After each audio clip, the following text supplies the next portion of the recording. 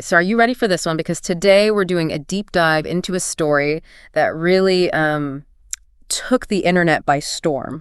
Oh, yeah, I remember this one. This is the story of Nelle. And in case you don't remember her name, you'll definitely remember the story. She's the flight attendant for Alaska Airlines who posted that video of herself dancing, Oh, yeah, inside an empty plane. in the cabin. And got fired for it. It went super viral. I think pretty much everyone saw it at some point. Oh, for sure. It was everywhere. And at first glance, you just think, oh, what a fun, lighthearted video, right? A young woman celebrating finishing up her probationary period. What's the harm? Seems pretty innocent, right? Just blowing off some steam after a long day. Exactly. But here's where it gets interesting. 6 months later, she's fired. Yeah, that's the part that really got me. Like, if it was such a big deal, you'd think they would act it right away. All right. So that's what we're going to try to figure out today. What was really going on behind the scenes? Was it public pressure, some kind of internal shift, or something else entirely? It definitely makes you wonder. Yeah. And speaking of things that make you wonder, we can't ignore the dance itself. Yes, the twerking. Yeah. Which always seems to get people talking. Well, and it does bring up some interesting questions because, this style of dance, it has its roots in, African American and diasporic dance traditions, but it's also become so mainstream these days. Oh, absolutely. It's everywhere you look. Music videos, social media, even in fitness classes. Exactly. So it's not like it's this hidden or obscure thing. Right. But it does still carry, some cultural baggage. And there's often this debate about, is it appropriate? When is it appropriate? Where is it appropriate? It's definitely a topic that can spark some pretty heated discussions. So where did the airline fall in this? Do they see it as harmless fun or something more provocative? Yeah, and I think it's important to remember that Nelle herself actually claimed that Alaska Airlines prides itself on embracing diverse cultures.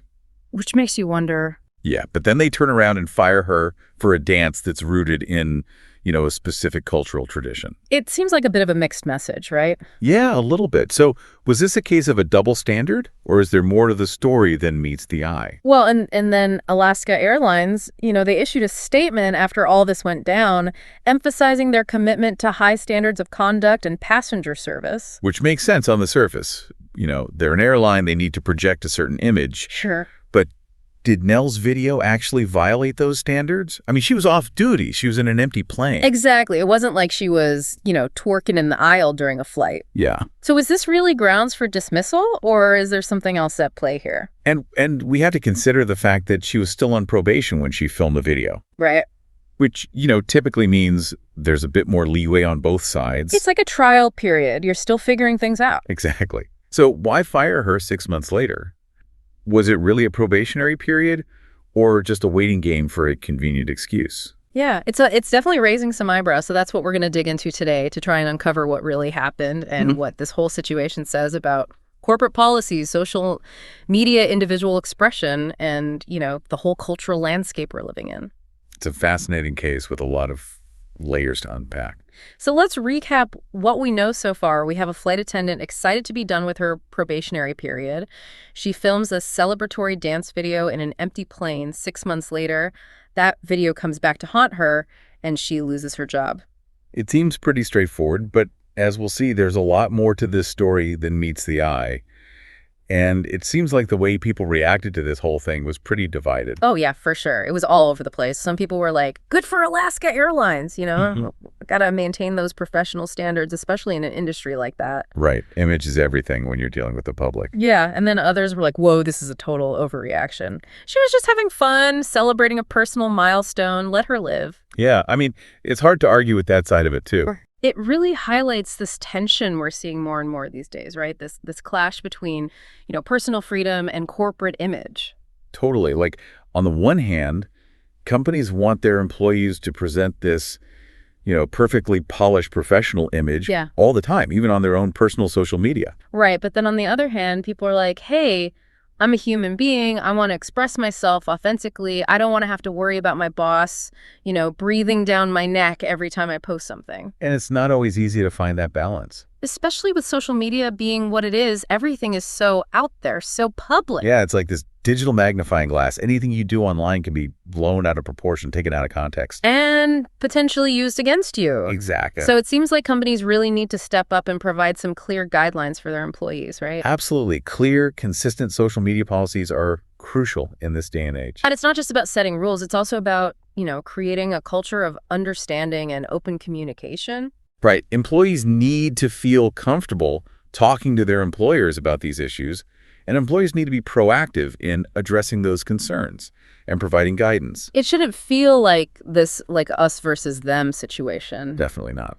And, we keep coming back to this cultural element too, which is really important here. Oh, absolutely. We can't ignore that. Like, we need to be sensitive to the fact that different forms of expression, carry different meanings and connotations across cultures. Yeah, what's considered totally normal in one culture could be seen as totally inappropriate in another. Exactly. And for a company like Alaska Airlines that, prides itself on embracing diversity. They talk a big game about inclusivity. They do. They really do. You would think they'd be a little more mindful of those nuances. It's like maybe there's a disconnect between their words and their actions. Maybe so.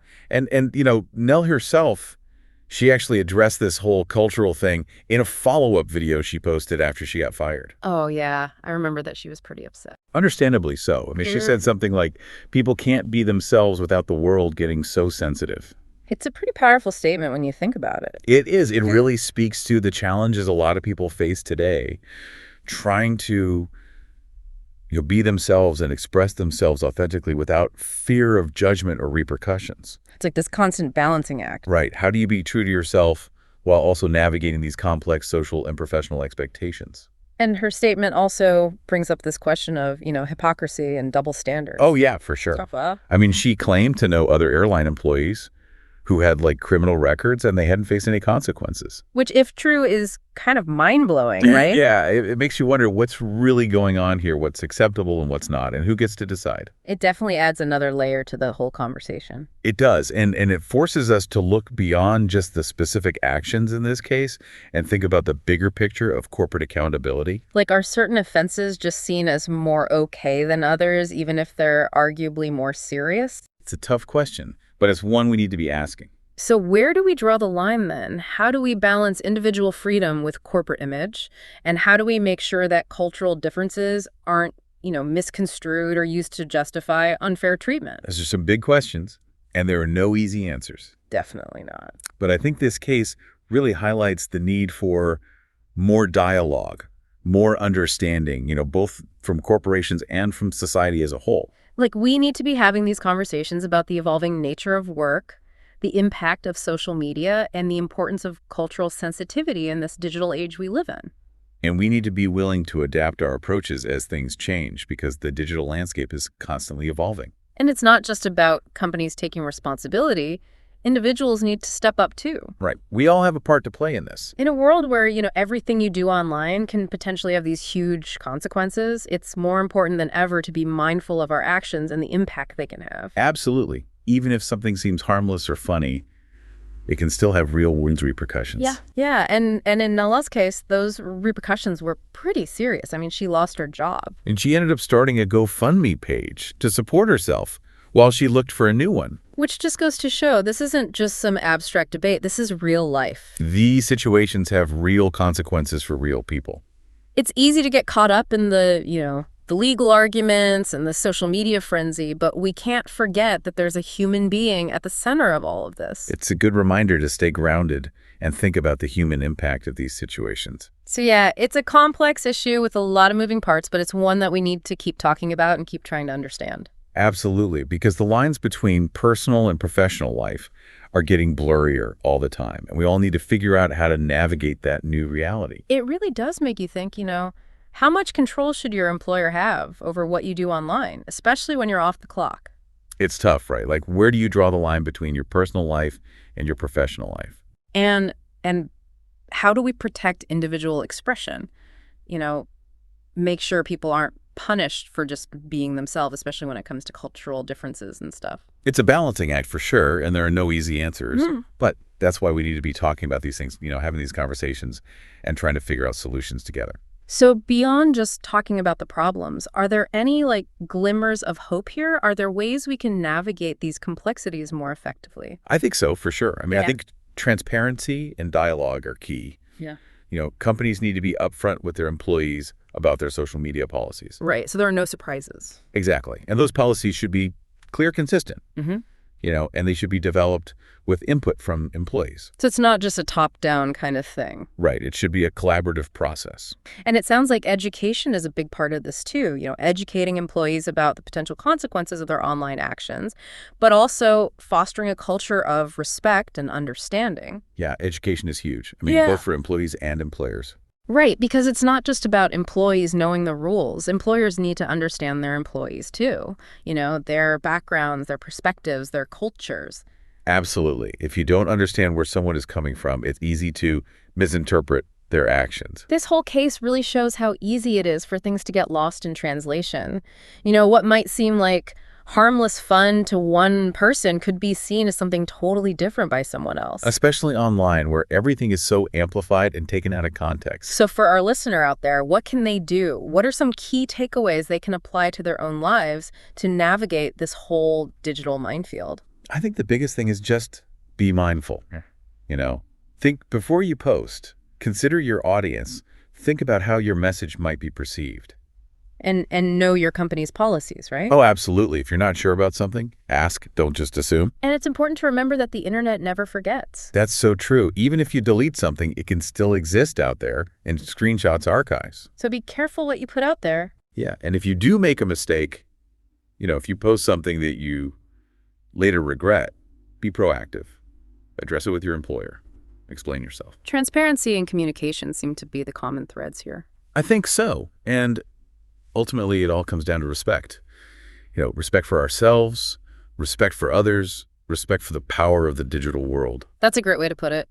So as we wrap up this deep dive into Nelle Diala's story and all of the complex issues it brings up, I want to leave you with this thought.